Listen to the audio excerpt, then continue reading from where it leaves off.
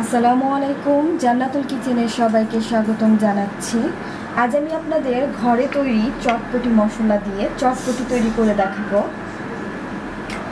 এর জন্য এখানে আমি আধা কেজি পরিমাণ মটর নিয়ে সেটাকে আমি সারা রাত ভিজিয়ে রেখেছিলাম।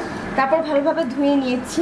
এবার এটাকে আমি সিদ্ধ করে নেব। পর্যাপ্ত পরিমাণ পানি দিয়ে দিচ্ছি। এটা আমি হাঁড়িতে সিদ্ধ করব। আপনারা চাইলে প্রেসার কুকারে দিতে পারেন। আর হাঁড়িতে সিদ্ধ করার সময়টা একটু বেশি লাগে। এটা সিদ্ধ করার জন্য আমি এখানে পর্যাপ্ত পরিমাণ পানি দিয়ে দিলাম। এবার আমি এর মধ্যে দিয়ে দিচ্ছি এইরকম 1 চামচের আদা বাটা, 1 চা চামচ বেশি করে নিয়েছি,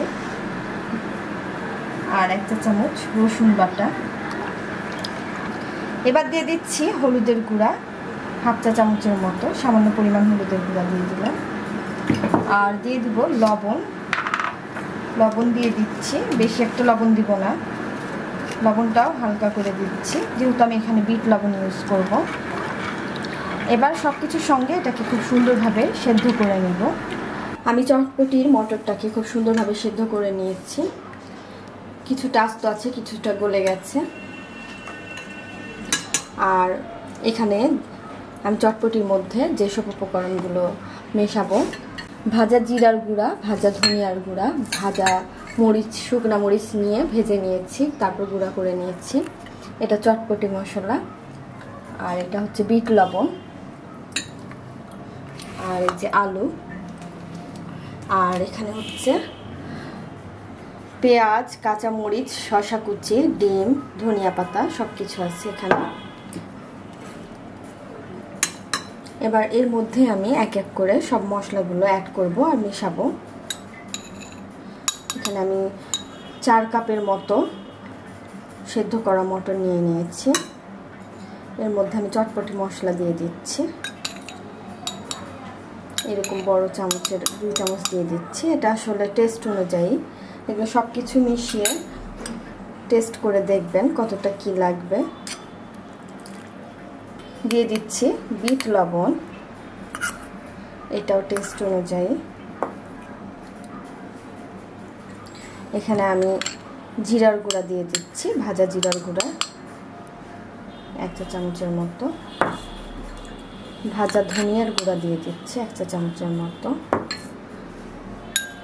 রেড চিলি দিয়ে দিচ্ছি 1 চা চামচের মতো। সব কিছু আবারও ভালোভাবে মিশিয়ে নিচ্ছি। আর এখানে আমি আলু নিয়ে নিয়েছি, আলুটা সিদ্ধ করে একটু হাত দিয়ে ম্যাশ করে নিয়েছি, দিয়ে দিচ্ছি সেটা। এখানে 2টা আলু আছে।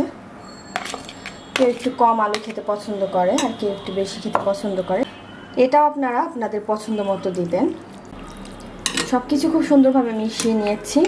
আর এর মধ্যে আমি আরেকটু বিট লবণ অ্যাড করেছি। আমার টেস্ট অনুযায়ী সব কিছু ঠিক আছে। এটা কিন্তু আপনাদের টেস্ট অনুযায়ী আপনারা মিশিয়ে নেবেন সব কিছু। এবার এর মধ্যে পেঁয়াজ কুচি দিয়ে দিচ্ছি। এগুলো সব কিছুই পরিমাণ মতো দিতে হবে। শসা কুচি দিয়ে দিচ্ছি। এবার দিয়ে দিচ্ছি গ্রেট করা ডিম। এখানে আমি 3টা ডিম সিদ্ধ করে গ্রেট করে নিয়েছি। আর কিছুটা আমি রেখে দিচ্ছি ডেকোরেশনের জন্য। দিয়ে দিচ্ছি ধনিয়া পাতা কুচি,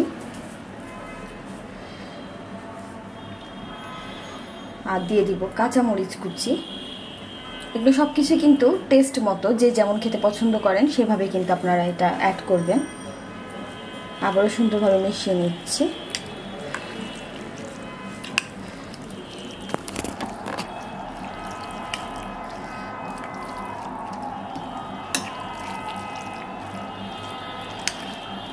সব কিছু ভালোভাবে মিশিয়ে নেওয়া হয়ে গেছে। আমার চটপটিটা রেডি করা হয়ে গেছে। এবার আমি টকটা রেডি করছি। এখানে আমি তেঁতুল গুলিয়ে তেঁতুলের মাড় তৈরি করে নিয়েছি। টকের মধ্যে দিয়ে দিচ্ছি শুকনা মরিচ, দিয়ে দিচ্ছি ধনিয়ার গুঁড়া, দিয়ে দিচ্ছি জিরার গুঁড়া, দিয়ে দিচ্ছি চটপটি মশলা, এবার দিয়ে দিচ্ছি বিট লবণ,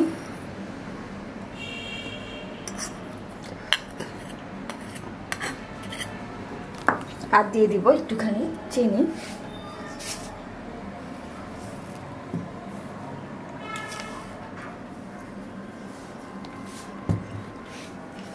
এবার ভালোভাবে মিশিয়ে নিচ্ছি। আমার তেঁতুলের টকটা রেডি হয়ে গেছে। এটা আমি টেস্ট করে দেখেছি, ঠিক আছে। তেঁতুলের টক দিয়ে দিচ্ছি পরিমাণ মতো।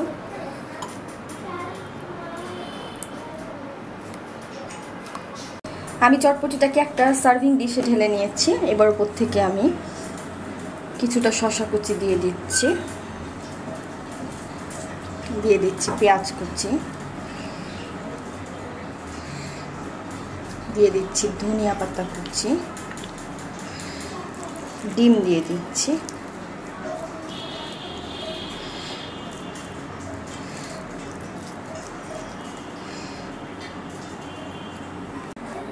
দিয়ে দিচ্ছি কাঁচামরিচ কুচি,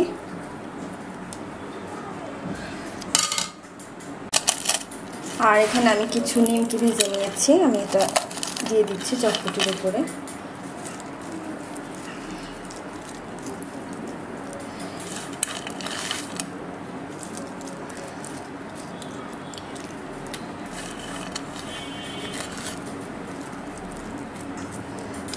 বাস, আমার চটপটিটা তৈরি হয়ে গেল। আশা করছি আপনারা এটা সবাই ট্রাই করবেন, আপনাদের অনেক ভালো লাগবে।